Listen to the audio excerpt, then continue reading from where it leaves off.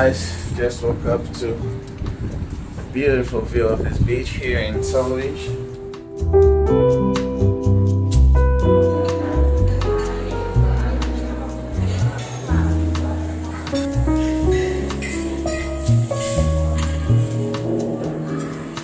Big guys, eh?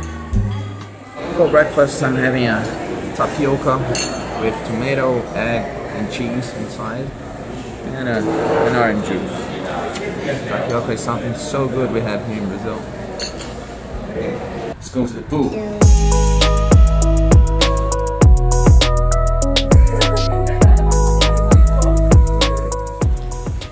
And of course, after driving 12 hours yesterday, I will start the day today at the pool.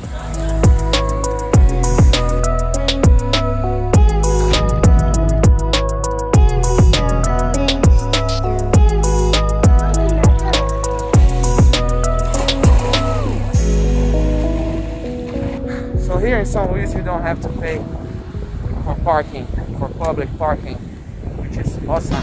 I like it.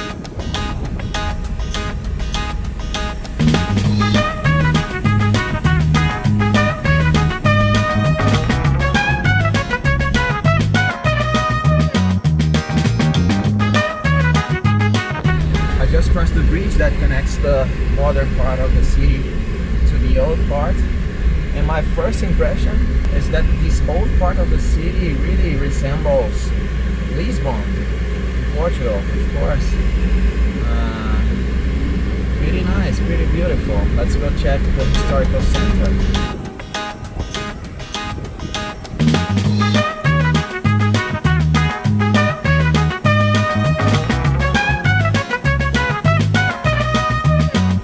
Google Maps is putting me through these real narrow roads in the city center, and I have to say I quite liked it because yeah, this place is beautiful. All those small streets and really Portuguese, old Portuguese style.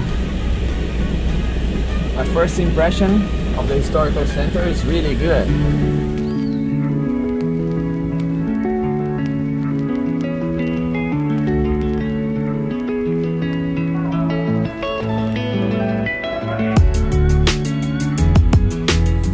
This beautiful white building right beside me is Palácio dos Leões, or the Lion's Palace.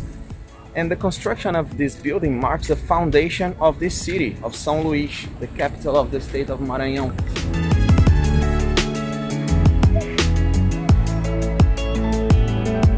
Believe it or not, it has been built by the French in the year of 1612 as a fort for them to defend their new land here in the tropics. But after 3 years, the Portuguese came and said, no more French here, go back home, you Frenchies. And now it's Palácio dos Leões, and it's the house of the governor of the state of Maranhão.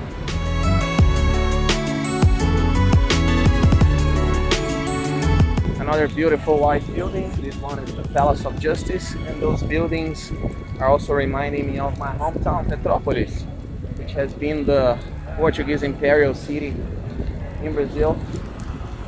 And there are plenty of buildings like this in Petrópolis. You also should go there and check this city out. It's beautiful. Just 1 hour away from Rio.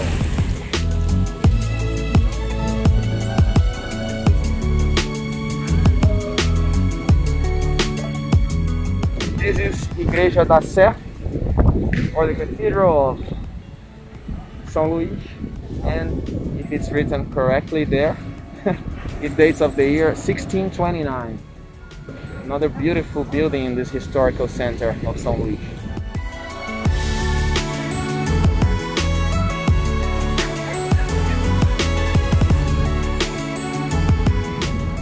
And this is Largo do Carmo, something like the Square of Carmo.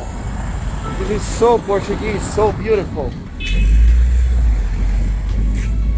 A wide space like this. This could be a square in Lisbon or in Porto.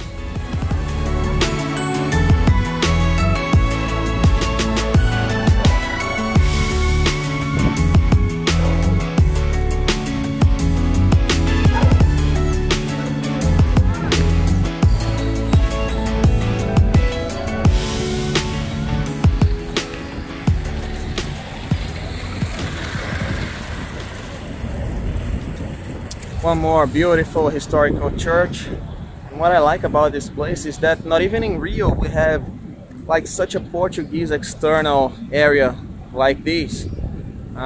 Such a wide space like this. This is really Portuguese, of course. I know I said it before, but in Rio was the main city for the Portuguese here in Brazil. But even there, we don't have a place so spacious and so wide and so traditional like this. Look at those Portuguese tiles on those buildings. Of course, some of those buildings could be much more well preserved and well taken care, but some of them are in a really good state. But we have to remember that Maranhão is the poorest state of Brazil. There are 27 states in this country, and this one is the poorest state. So you can imagine things are not that easy here.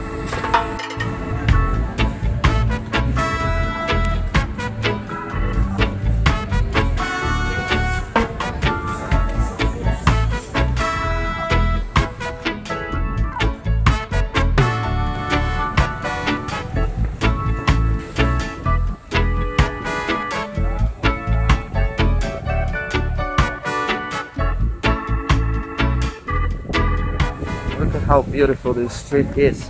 It's Rua do Giz, as we say, and it has been elected as one of the most beautiful streets in Brazil.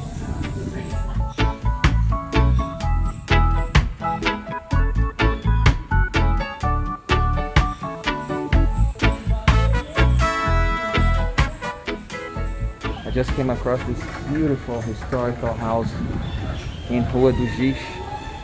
One of the most beautiful houses maybe I've ever seen, at least in Brazil. Not well conserved at all. Now it's owned by the state and it looks like this.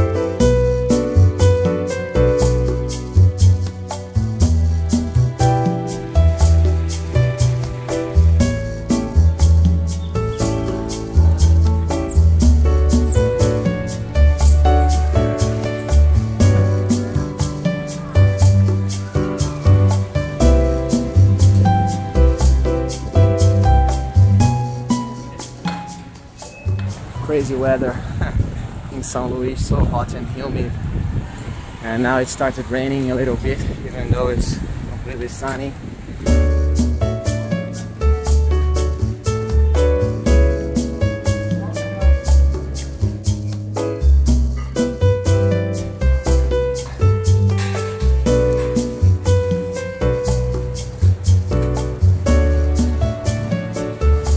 Well, I have to say that I am completely surprised and amazed by how beautiful this historical center is. What they have here is truly a gem. It's an uncut gem, a hidden gem, and there's just so much potential here for tourism. And for what I can see, they're not doing it, and it's something so obvious. If everybody's coming to your state to visit main attractions that are Lençóis and Chapada das Mesas, at some point people are gonna spend 1 or 2 nights here, and this place should be ready with all these buildings looking as good as they could, because they are all so beautiful. And it kind of gets me sad to see that, I don't know, the majority of them are completely abandoned or in really bad conditions. Like, look at this house, it's a ruin, to be honest. It's for sale. Wow, look at that. But can you imagine all of these buildings? There's even a small cat there. Can you imagine all of these buildings as beautiful as they could be, as they used to be. How amazing this historical center will be. This is a gem, truly. This would be one of the most beautiful historical towns in Brazil. It's really amazing what they have here. I truly hope that they're gonna develop.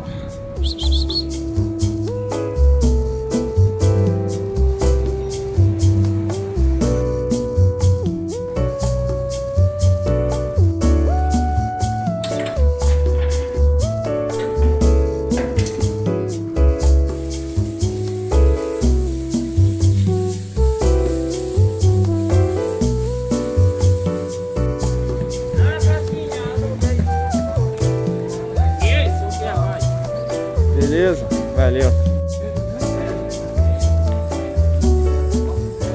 This place is honestly a small Lisbon, as beautiful as the city center of Lisbon. Yeah, even though in many parts of it it's not so well kept, I truly recommend one day here in this historical center. So beautiful, so beautiful.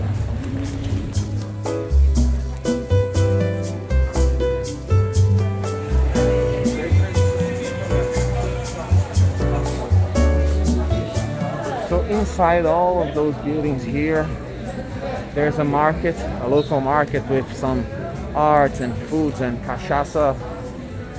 In case you don't know, cachaça is like the Brazilian tequila or vodka. Now let's eat.